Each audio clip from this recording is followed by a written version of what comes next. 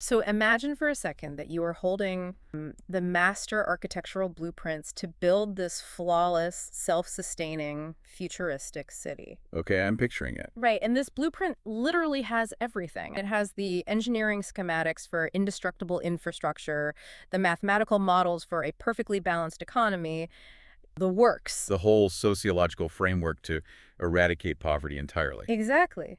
But now imagine that instead of going out and buying bricks and mortar and steel, you just take those blueprints, you frame them in solid gold, you hang them on your wall, and you just bow to them 3 times a day. And just pray that the city magically builds itself around you. Yes, which sounds completely absurd, doesn't it? It sounds like madness. But according to this massive stack of lecture notes we are diving into today, that is exactly what humanity has done with one of the most radical civilizational texts in human history. It really is. It is arguably the most successful bait and switch in human history. Bait and switch is the perfect way to describe it.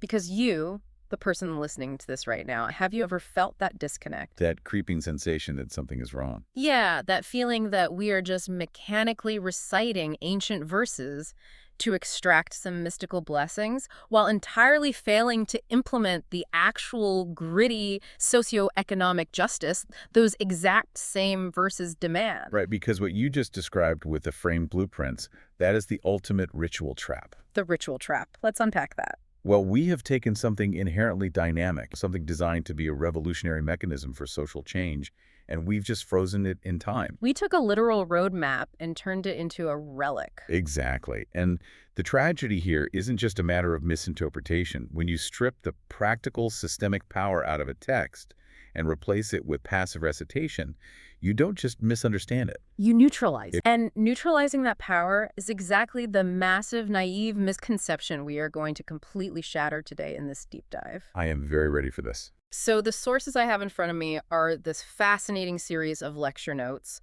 based on the rationalist framework of Allama G. Parwez. An incredibly rigorous thinker. Very much so. And they specifically analyze Surah Al-Imran, verses 15 through 18. So our mission for our deep dive today is to shift your entire paradigm, taking you back to the foundational roots of the language. To show you how a text meant to be a radical civilizational blueprint got systematically reduced to a mere religious placeholder meant to be kept on a shelf. Right. But to even begin that paradigm shift, we first have to establish a foundational dichotomy that Parwez's framework relies on, don't we? We do. We have to draw a hard, impenetrable line between what is traditionally called mazhab and what the text actually refers to as deen. So let's define those for the listener. If you translate mazhab loosely into English, you get religion. Yeah. Specifically, a religion characterized by dogmatic rituals, a heavy focus on the afterlife to the detriment of the present, and most importantly, fatalism. Fatalism, right, just accepting things as they are. Exactly. Deen, on the other hand, is defined in this framework as an objective, rational system of life. It's literally a socio-political and economic constitution. So today, we are going to decode the true systemic mechanics of a Quranic social order. And to do that, we essentially have to throw out almost every preconceived notion of theology we possess. Okay, let me stop you right there, because to really get into this, we have to talk about the elephant in the room. We have to talk about the concept of God that most people hold in their heads. Regardless of their specific faith background. Right. The notes I'm looking at call this the traditional flawed concept of the king god. And I want to spend some time on this because it colors everything. He really does. It's the filter through which people read everything. So think about the psychology of a traditional earthly king from the medieval era. Picture a monarch sitting on a massive, jewel-encrusted throne.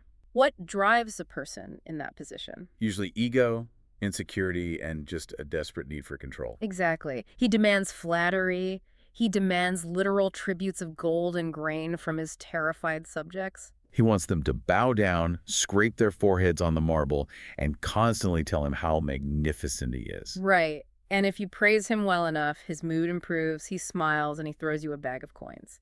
But if you catch him on a bad day... Or if you fail to flatter him sufficiently. Yeah, he flies into a rage and burns your village to the ground. And the devastating reality is that humanity simply took the image of that insecure, unpredictable medieval despot, projected it up into the cosmos, and just called it theology. Oh, wow. That's intense when you frame it like that. But think about how a royal court actually functions. In a royal court, there are no objective laws. Hmm. There is no constitution that binds the ruler. There is only the unpredictable shifting mood of the sovereign. Exactly. You have courtiers, viziers, gatekeepers, all these intermediaries you have to bribe, flatter, or beg just to get a petition in front of the king. And the traditional religious mindset across so many cultures operates on this exact same medieval political model. You have your spiritual intermediaries, your endless rituals of flattery, your mechanical recitations. And your offerings, all designed to appease this highly emotional, volatile deity who might strike you with lightning if you use the wrong chant. Right. But reading through this rational framework, the author is making a much darker claim about this. Oh yeah, he's saying that this entire king-god illusion is not just an innocent misunderstanding born out of, like, primitive human imagination. It was a deliberate, calculated conspiracy. Which brings us to our first major segment today, which is dismantling exploitative fatalism. Let's look at this concept of mertzi imala. Which roughly translates to God's will or the decree of the master. Right. The source material goes incredibly deep into how this specific phrase was weaponized throughout history. The historical context is so vital here. The text explicitly identifies the propagation of this fatalistic worldview as a conspiracy perpetrated by capitalists, exploiters, and tyrannical empires. So let's view this from the perspective of an absolute ruler or an exploitative elite class. Let's say you have consolidated all the land. You are hoarding all the wealth of your treasury. You are crushing the labor class with taxes, and you are literally starving the masses to fund your wars and build your palaces. The single greatest threat to your monopoly on power is a population that realizes they are being objectively wronged. Right. If they realize the injustice is human-made, they will rise up, tear down the palace gates, and demand systemic justice. So the ultimate political question for the tyrant becomes, how do you prevent a rebellion when you are actively starving your people? Well, physical force only works for so long, right? Eventually, the army gets tired, or the army realizes they are starving too. Exactly. You can't just rely on swords forever. You have to conquer their minds. You have to convince the oppressed that their suffering isn't actually your fault. And that is the insidious genius of the deterministic illusion of mercy Yamala. You send out the court clerics to tell the starving farmer. You tell them, hey, your poverty, your oppression, the disease taking your children while the king feasts, this is not the result of bad agrarian policy. Or exploitative taxation. This is simply God's will. The cosmos has decreed that you shall suffer in this life. Who are you to question the divine decree? In fact, they would say that to rebel against the king is to rebel against the very will of God. So they say, be patient, embrace your tragic fate here on earth, suffer in silence, and you will be handsomely rewarded with mansions in the afterlife. It is the most perfect, frictionless mechanism for societal subjugation ever invented. It acts as a spiritual anesthetic, ensuring the masses will never raise their hands to dismantle unjust societal structures. It's brilliantly evil, really. I want to make sure I'm grasping the sheer scale of this pivot. Are you saying that if a society is experiencing famine or extreme poverty, traditional religion steps in and says, accept this as a test from God, lower your head, and don't complain? Yes, that's the traditional view. But this rational Parwezian framework says something entirely different. The framework argues that they are diametrically opposed realities.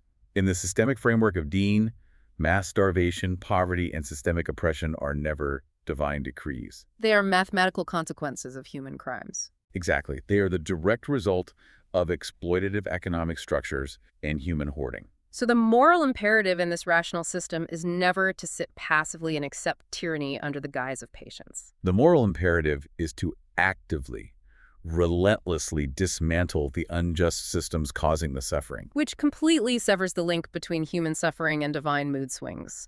And that connects directly to a really fascinating concept in the notes, Ghaniyun Anil Alamin. Yes.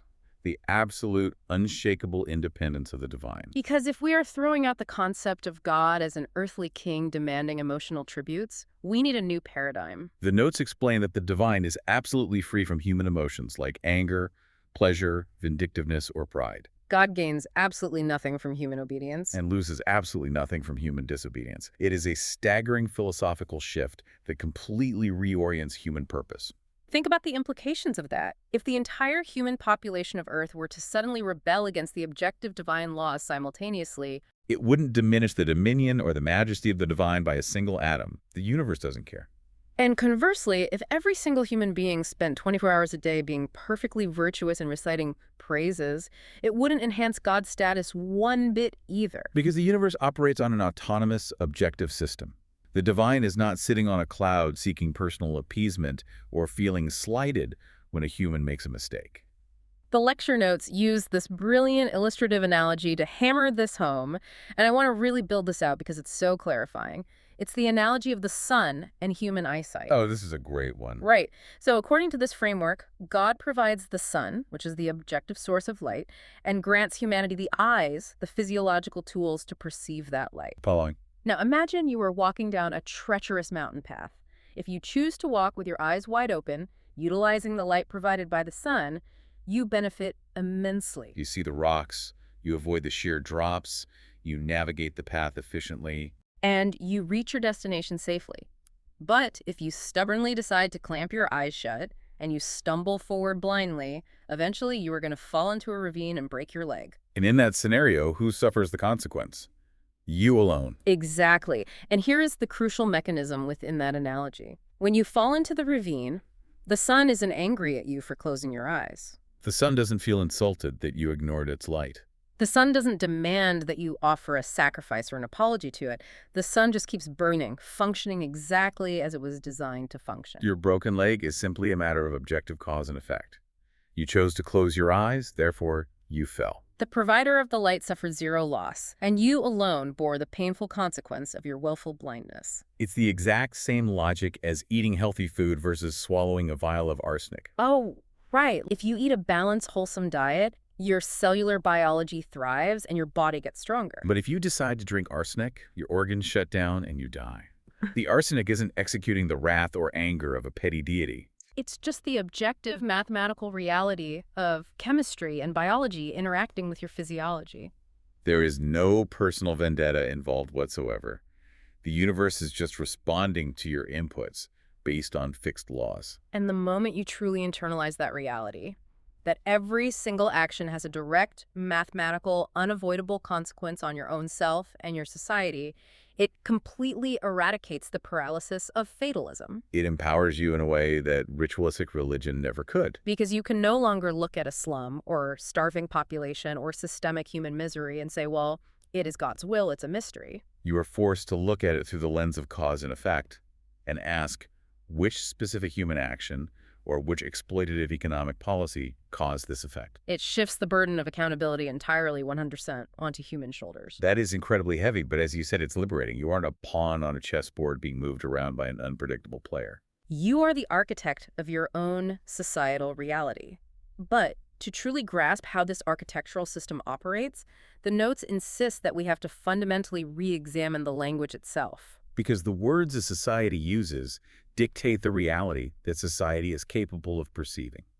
If your vocabulary is rooted in a royal court, you will build a royal court. Exactly. The source text spends a massive amount of time decoding specific Arabic terms from Surah Al-Imran, stripping away centuries of accumulated religious baggage. To reveal the gritty, systemic reality underneath. Because we have to understand the mechanics of historical linguistic corruption, right?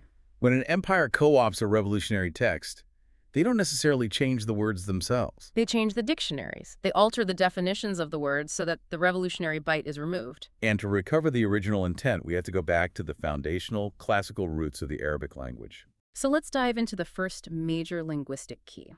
The root word is RDY, which gives us the term Ridwan. Now, I've seen this word a million times in traditional texts. How is it usually defined, and what is the actual systemic reality? In the traditional Orthodox view, Ridwan is almost universally translated as seeking the pleasure of God.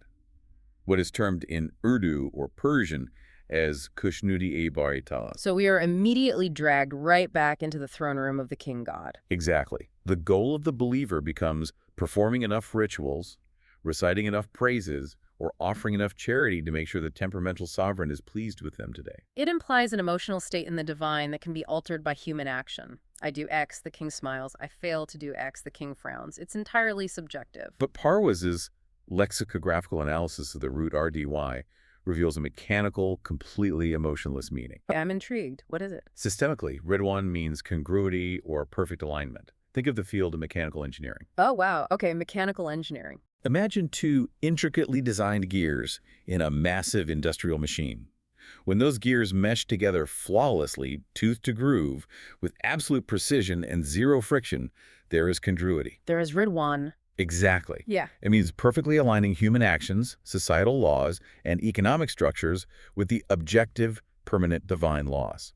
And when that alignment happens, the actions naturally and automatically yield harmonious, constructive results in society. So it has absolutely nothing to do with making an invisible entity happy. It's about aligning human behavior with the objective physics of a successful society. Precisely. Or rather, to avoid sounding like I'm just agreeing with you, it goes much deeper than just a metaphor of physics. How so? When a society achieves this congruity, when their socioeconomic laws perfectly match the objective laws of human development, the natural, unavoidable result is what the text refers to as Jannat. Wait, Jannat as in heaven, like the mystical afterlife garden with the rivers of milk and honey? That is the traditional religious reduction, yes. By pushing Jannat exclusively into the afterlife, the exploiters ensured nobody would try to build it here on Earth. Oh, man. That makes so much sense. Systematically, within this framework, Jannat represents the ultimate constructive outcome of societal congruity. It is a beautiful, balanced, prosperous, and equitable society built right here on Earth in real time. It is heaven on earth, achieved not through mystical grace, but through the grueling, rational alignment of human action with objective laws. Exactly. Okay, my mind is spinning a bit because if we redefine Ridwan as congruity, as meshing the gears perfectly, we have to fundamentally redefine how we deal with the times we fail to achieve it. Because human beings are messy. Right. We build complex systems, and those systems have friction. Errors are mathematically guaranteed.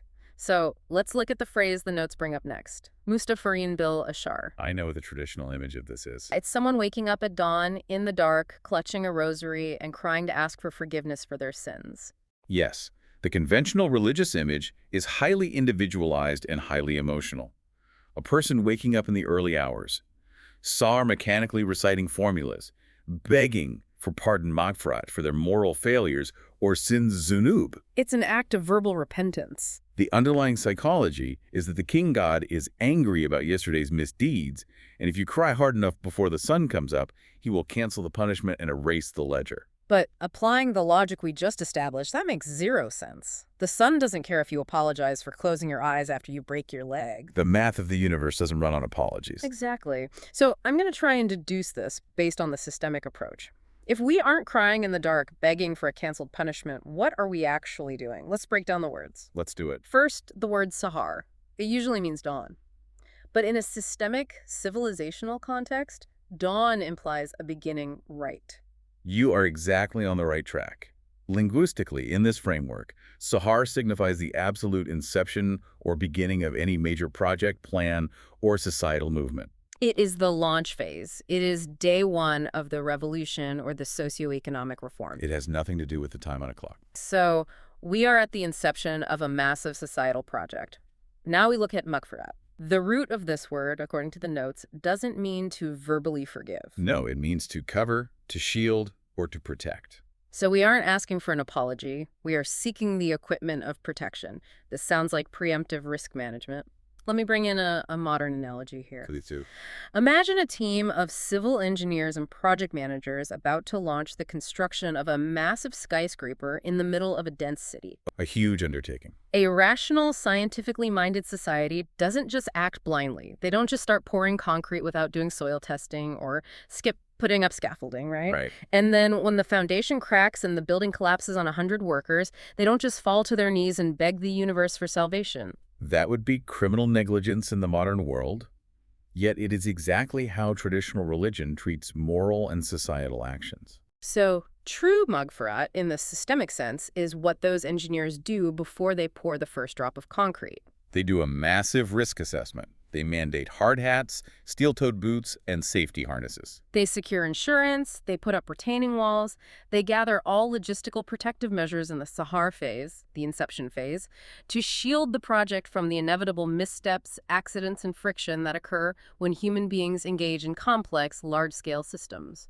You perform such an overwhelming amount of constructive planning and protective action that it neutralizes the destructive consequences of the errors that will inevitably happen. So Maghfirah isn't a post-disaster apology, it is a pre-disaster protective helmet. That completely flips the script.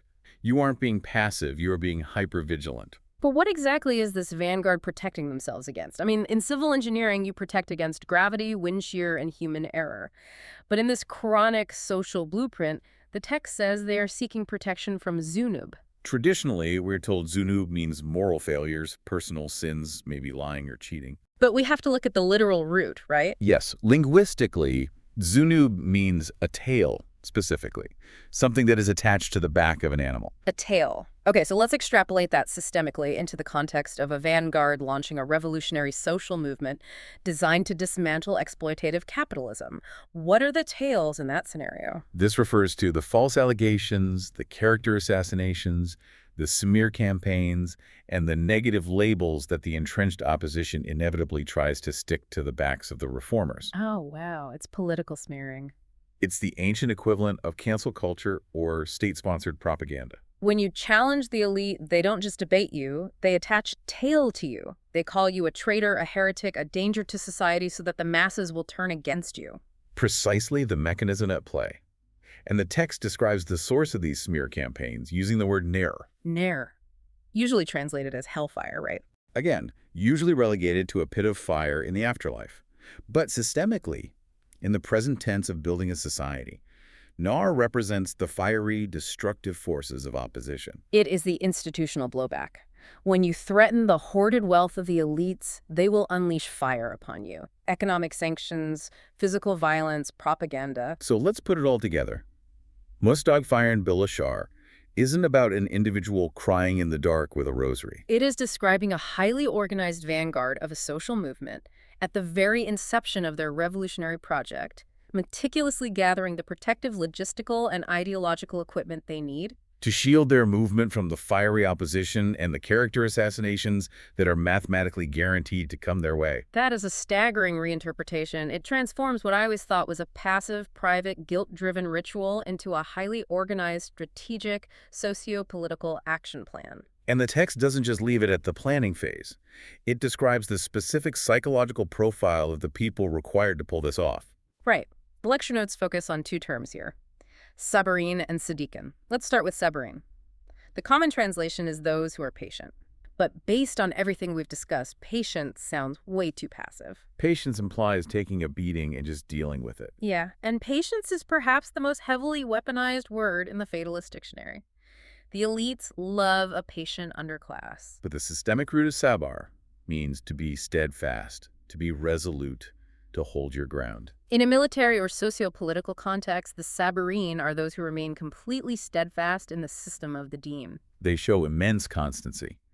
When the nar, the fire of opposition and propaganda, gets unimaginably hot, they do not retreat a single inch. They hold the line. They endure the friction without compromising the objective laws. I see where you're going, but let me play devil's advocate here for a second.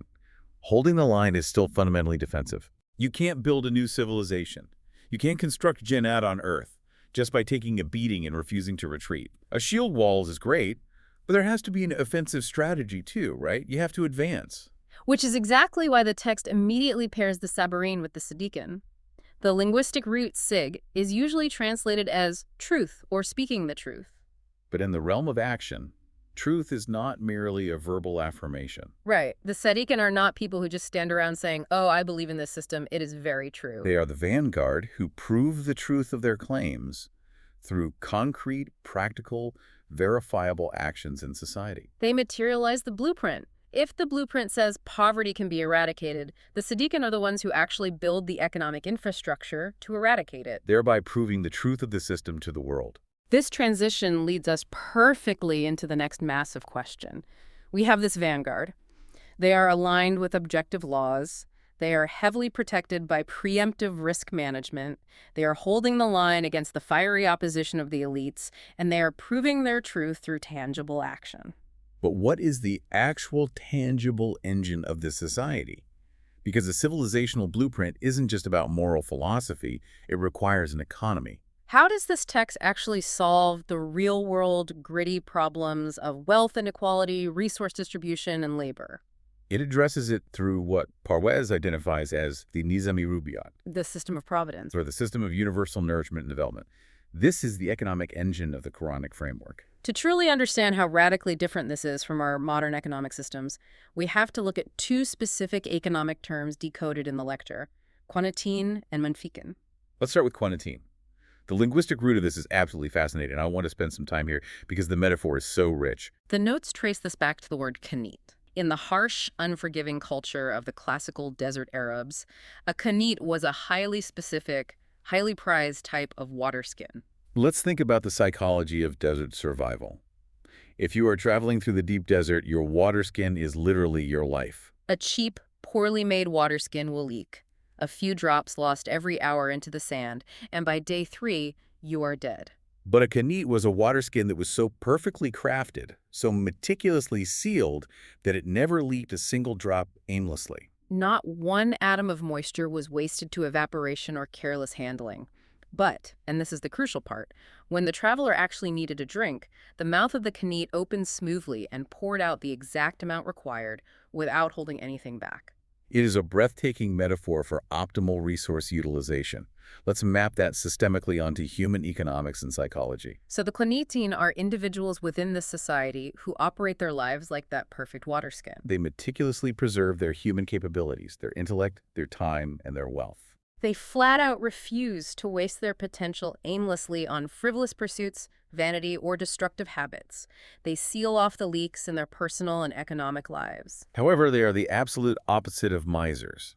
A miser seals his wealth and refuses to open it, even when there is desperate need. The Qanitin, when the societal system, the movement, requires their resources to solve a problem, open the mouth of their water skin easily and pour out their energies and resources completely. At the exact right time and in the exact right place. Zero leakage, but total, unhesitating availability when called upon by the system. I want to contrast that with modern consumer culture, which is basically an economy of intentional leakage. We are encouraged to waste our resources, our money, and our time on endless trivialities. But this system demands optimal preservation for maximum impact, and that feeds right into the second term. If the quantine are about how you store and utilize energy, what does manfikin mean in this economic engine? The manfikin represent the circulatory system of the economy. Linguistically, it describes those who keep the bag of their resources open at both ends. They are the antithesis of the capitalist hoarder. In a traditional capitalist framework, the goal is accumulation. You pull resources in from society and you tie the bag shut. You build a vault. You let the wealth stagnate, gathering interest, while creating artificial scarcity in the broader society. The Munchkin operate on an entirely different paradigm. They recognize that stagnant wealth is toxic to a society. They allow wealth, provisions, and resources to flow into their lives, but the other end of the bag remains open. Allowing the surplus to flow continuously out into the society's central system, the Markazi Milat, without hoarding a single cent more than their actual needs dictate. I want you, the listener, to really pause and imagine this for a second. Think about your modern life. Think about the news cycle. We are constantly barraged by stories of staggering wealth inequality.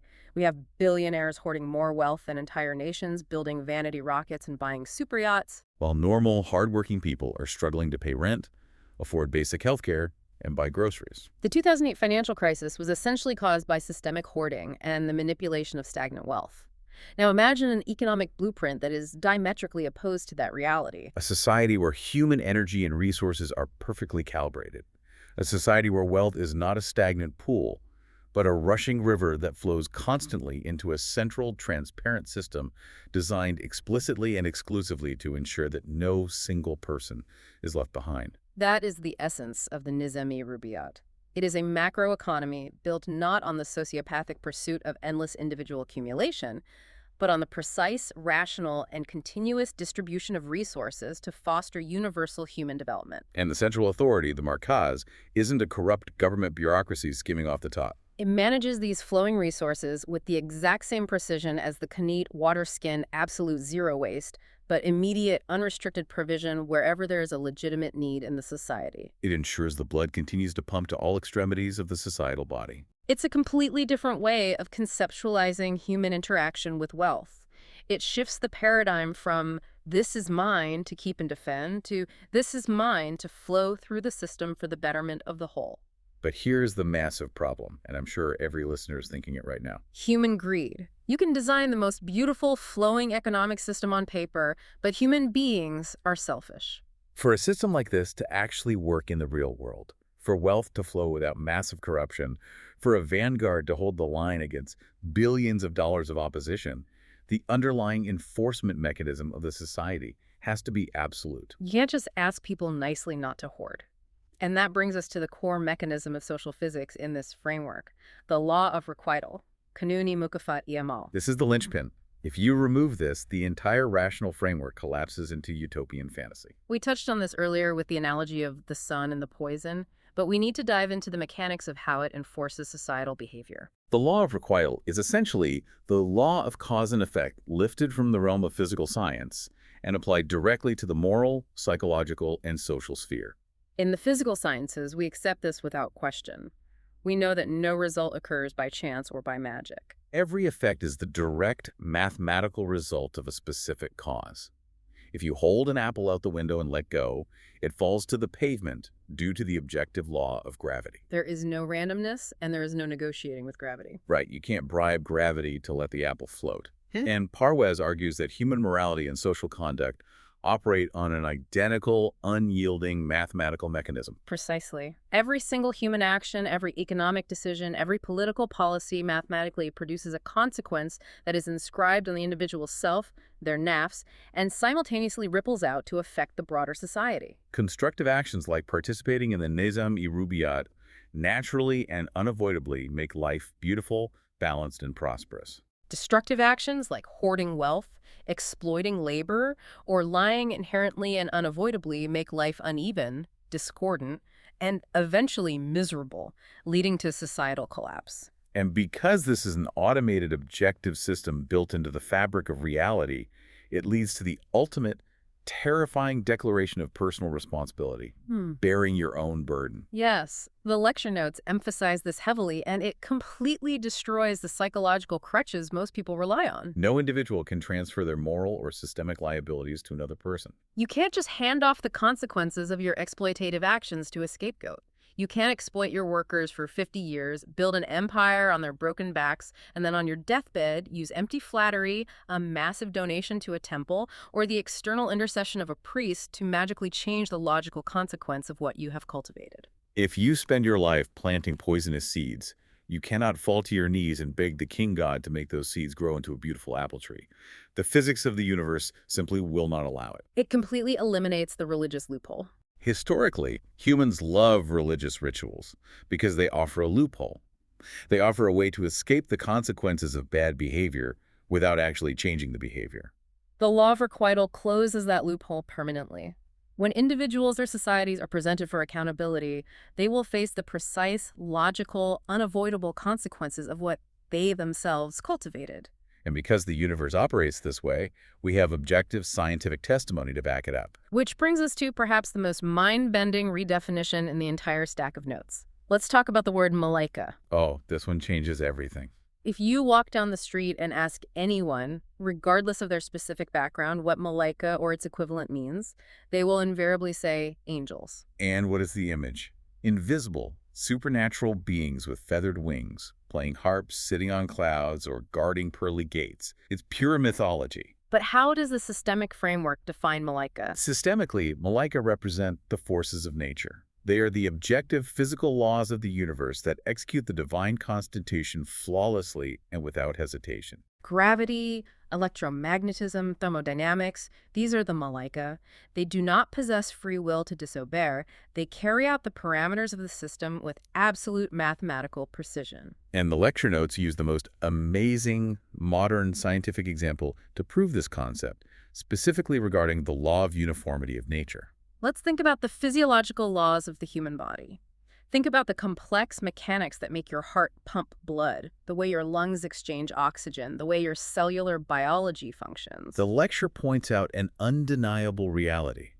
If you take an astronaut, put them in a rocket, and launch them thousands of miles away from Earth into the vacuum of deep space, what happens to their biology? The physiological laws governing their body function identically in the International Space Station as they do right here on the ground in a coffee shop. And that identical replication across vastly different environments is not a coincidence.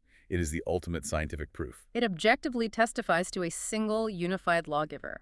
The forces of nature, the Malaika, operate exactly the same way everywhere in the known universe under identical given conditions. Gravity works the same way in Tokyo as it does in New York, and it governs the orbit of Mars just as it governs the falling apple. They are the ultimate objective witnesses that there is only one uniform law operating in the universe. There aren't two competing gods in the cosmos with different physics engines. There isn't one set of chemistry for the rich and a different set of chemistry for the poor. There is one uniform reality, one constitution of nature. Okay, let's tie this back to the societal blueprint. If the universe is governed by objective, unyielding, uniform scientific laws, who should be the ones guiding our societal and political systems? If the economy has to mimic the precision of a water skin and the laws of cause and effect, it shouldn't be governed by emotional demagogues. It shouldn't be governed by people who just inherited a crown or won a popularity contest by shouting the loudest. The text says society should be guided by the ulu al-ilm, the people of knowledge. Absolutely. True mastery and implementation of this complex systemic blueprint requires deep empirical scientific knowledge. Only scientists, sociologists, economists, thinkers, and academics who deeply understand these physical and social laws can truly align society with them. You cannot build Jannat on earth with ignorance. But the framework is very careful here. Knowledge alone, raw intellect alone, is not enough. An evil genius is still evil. The text explicitly specifies a modifying condition. These individuals, the ulu al-ilm, must operate on strict, uncompromising, unbiased justice. The Arabic term used is Qaimam bil-Qist. bil-Qist, established entirely upon pure justice. I would push back a little here because ruled by intellectuals sounds a lot like a technocracy, and technocracies can become incredibly oppressive if the intellectuals decide they know what's best for everyone else. How does the system prevent the ulu al-ilm from just becoming a new class of arrogant kings? But constraining them entirely to the objective law. bil-Qist means they must remain completely insulated from personal, emotional, tribal, or subjective biases. They cannot favor their political party, their family members, or their own financial interests when administering the markaz. They are not creating laws based on their own brilliance. They are discovering and implementing the objective laws of the deen. Their entire job is to ensure that the system's laws apply uniformly to all citizens, exactly the same way that the law of gravity applies uniformly to all objects. If a scientist drops an apple, it falls just as fast as if a janitor drops it.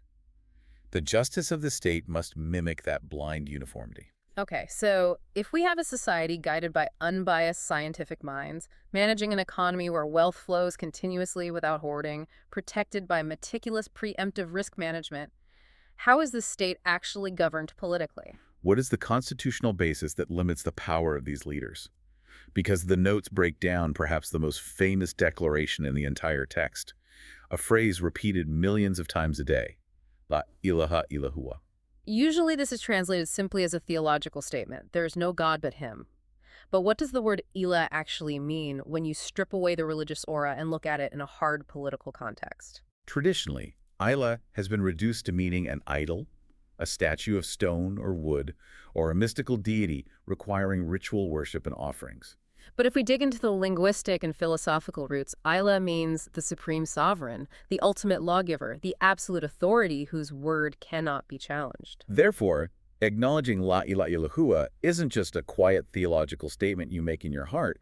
It is a profound, earth-shaking political declaration. It means categorically rejecting all human dictatorships. It means rejecting the absolute authority of any human being over another human being. That is incredibly radical. It essentially makes human subjugation illegal. Exactly. It means submitting only to the objective written constitution of the universe, what the text elsewhere refers to as the Kitabi Mubin, the clear manifest book of laws. Consider why tyrants hate written, objective constitutions. An objective, unalterable constitution eradicates the intentional ambiguity that tyrants use to manipulate the masses. In a system governed by La ilaha illallah, you don't rely on vague, subjective religious dogmas that change based on the daily whims, indigestion, or political alliances of a sectarian leader or a king. You rely on written, objective, universally accessible laws. No human being can stand up and say, obey me because I am inherently superior. They can only say, let us all obey the law together. And those laws, according to the final verses analyzed in the notes, have to be executed with a very specific combination of systemic attributes. Al-Aziz, Al-Hakim. Let's break those down. State power, the absolute authority and capability to enforce the law, which is Aziz, must be intimately paired with and exercised strictly through rationality, constitutional wisdom, and objective reason, which is Hakim. That pairing is the ultimate safeguard against tyranny. Earthly tyrants possess power. There are certainly Aziz, they have the armies and the prisons, but their power is fundamentally arbitrary, emotional, and self-serving. It lacks Hakim. In this Quranic system, absolute state authority must be completely sterilized of emotional decision-making. The system must be hermetically sealed against sectarian whims, anger, or vengeance. Laws must be universally applicable and derived purely from reason. Power without wisdom is just brute force. Wisdom without power is just useless philosophy. Only when Aziz and Hakim are perfectly fused do you guarantee systemic justice. We have covered an immense amount of ground here today, and I feel like my brain has been rewired. We took a text that most people treat as a mystical chant, something you mutter under your breath to secure a good parking spot or pass an exam, and we have meticulously decoded it as a comprehensive architectural framework for a rational state. So let's synthesize this. Let's look at the Mustaqila Quadrant, the permanent values we've established in this deep dive. The monumental paradigm shift we've discussed today is moving from a religion of passive fatalism to an active, rational system of life. The true, enduring message of Surah Al-Imran, verses 15 through 18, is a profound declaration of human dignity. It is a clarion call for active, organized resistance against tyranny, not passive acceptance of suffering. It establishes the absolute mathematical accountability of our own actions. Poverty and systemic suffering are not divine decrees to be tolerated with a bowed head. They are crimes of human exploitation that must be systematically, intelligently dismantled. So what does this all mean for you, the listener, as you go about your week? It means you have to wake up to the reality that you are part of a massive, intricate system of cause and effect. Your actions, your economic choices, your political silences, they all have mathematical consequences. You can no longer passively accept the injustice around you as fate. You can't just shrug your shoulders and say, well, it is God's will, when you see systemic oppression, wealth hoarding, or corruption. You are tasked with actively building that protective helmet of constructive actions.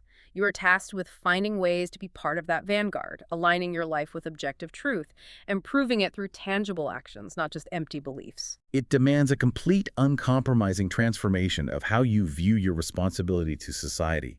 You are not a helpless subject of an emotional, unpredictable king god. You are a vital, accountable participant in the Nizam-e-Rububiyat, the systemic engine of universal human development. You have agency, and with that agency comes absolute responsibility. But here is something crucial for you to mull over as we wrap up this deep dive. We've spent the last hour establishing that this framework provides an architectural blueprint for a rational, perfectly balanced state. It gives us an economy without hoarding, where resources flow freely to those who need them. It gives us a model of governance completely free from emotional tyranny, based on unbiased justice and scientific knowledge. It all sounds mathematically perfect. On paper, in the realm of theory, the system is indeed flawless. Precisely the problem. Because what happens when this perfectly rational framework steps off the parchment and confronts the ultimate, messy, violently unpredictable human test? What happens when you try to establish this pristine system in the real world? In a post-conflict, deeply divided society full of generational trauma and entrenched power dynamics. How does this Quranic system handle the inevitable counter-revolution? Because let's be entirely real for a second. The people who are currently hoarding the wealth, the munfiqin of the modern capitalist system, the elites sitting in the castles, they aren't just going to hand over the keys to their bank accounts because you presented them with a flawless logical argument about water skins and congruity. They're going to fight back. They want to keep their hoarded wealth, and they will burn the world down to protect it. That is the ultimate crucible. The theory of the blueprint must survive violent contact with entrenched human greed and institutionalized power. The Narnar will try to consume the movement. And how a system navigates that exact friction point, the distribution of power when the fires of opposition burn their absolute hottest, is exactly what we will uncover in our next deep dive. We are going to look at the mechanics of the counter-revolution. Till then, remember the X-ray we talked about at the very beginning? When you look at the world around you, at the economy, at the political structures, don't settle for the muddy anesthetic waters of fatalism. Look deeper. Look for the clear, sharp, unbroken lines of cause and effect. Keep questioning the structures around you and keep seeking the why behind everything you learn. See you next time.